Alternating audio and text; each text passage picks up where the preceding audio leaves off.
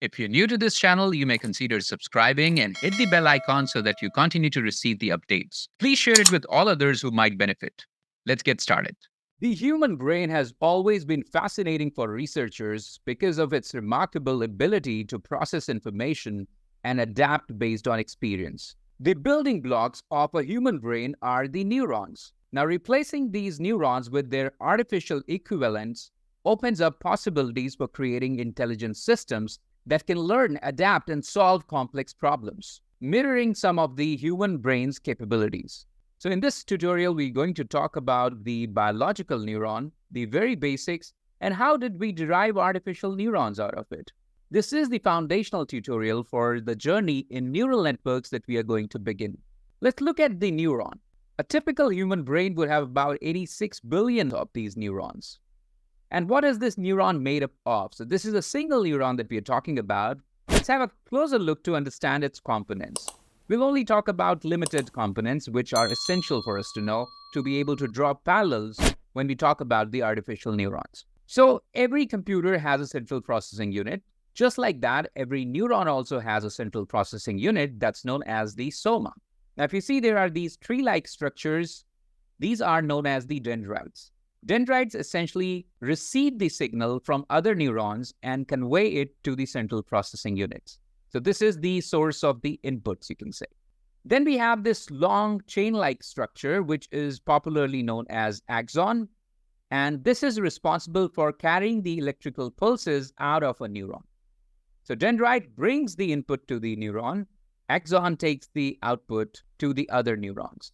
These edges that you see here are known as the axon terminals, and here we have the junctions, which are known as synapses. Now you can imagine this is the point where another neuron's dendrites will be connected with this neuron's axon terminals.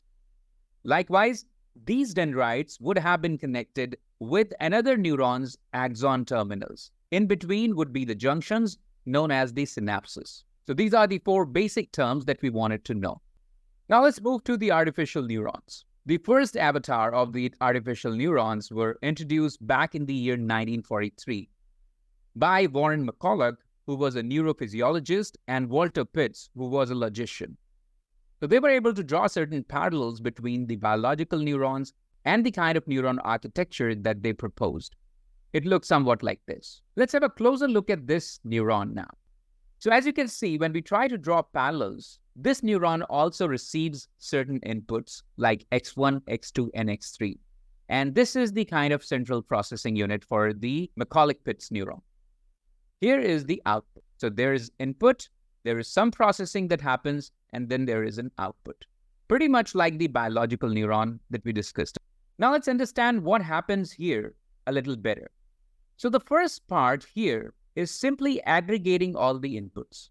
So if, let's say, a general representation of an input is xi, which could be x1, x2, x3, any number of inputs, the first step here is a summation that happens. We are just aggregating all the inputs.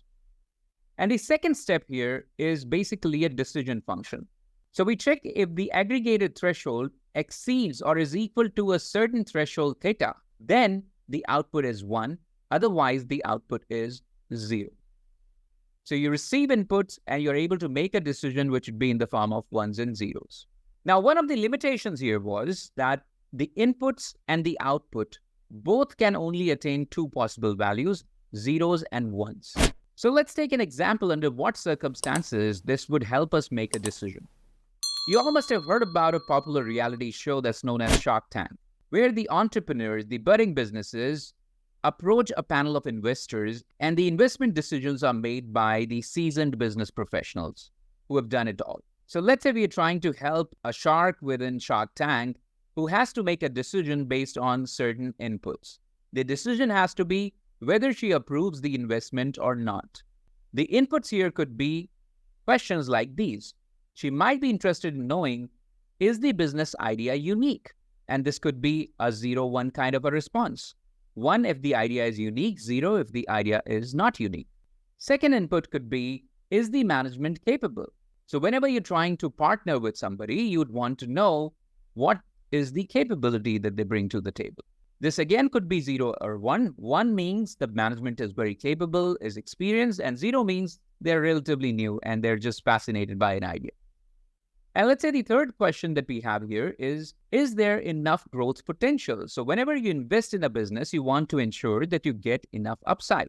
Now, this shark here or the judge here could have her own threshold logic. She might say that I will approve an investment when theta is 2, which means at least 2 of these 3 conditions are satisfied. It could be any 2 conditions, but she would approve an investment only if at least 2 conditions are satisfied. So you can see how a McCulloch Pitts neuron helps you make a decision.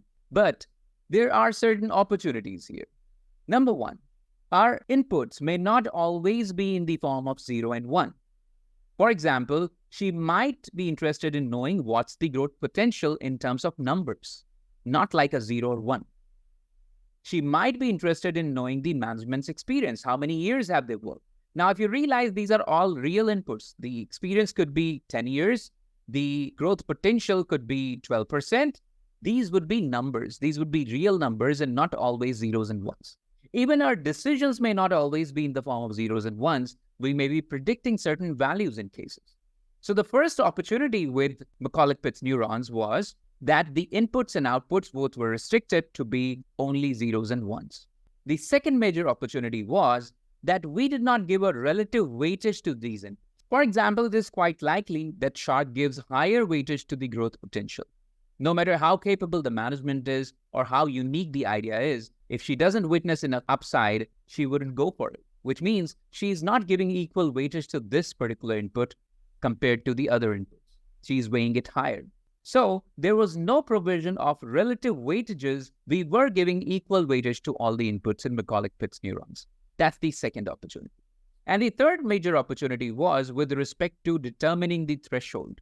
Now, this could be subjective in this case. It could depend on a particular shark.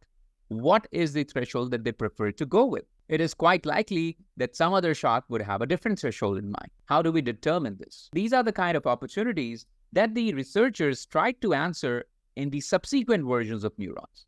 But nevertheless, this is where it all got started, and this is where we should also start learning it from. In the subsequent videos, we will see modifications, and eventually we're going to take it to a fairly advanced level. Hope this had some learnings for you.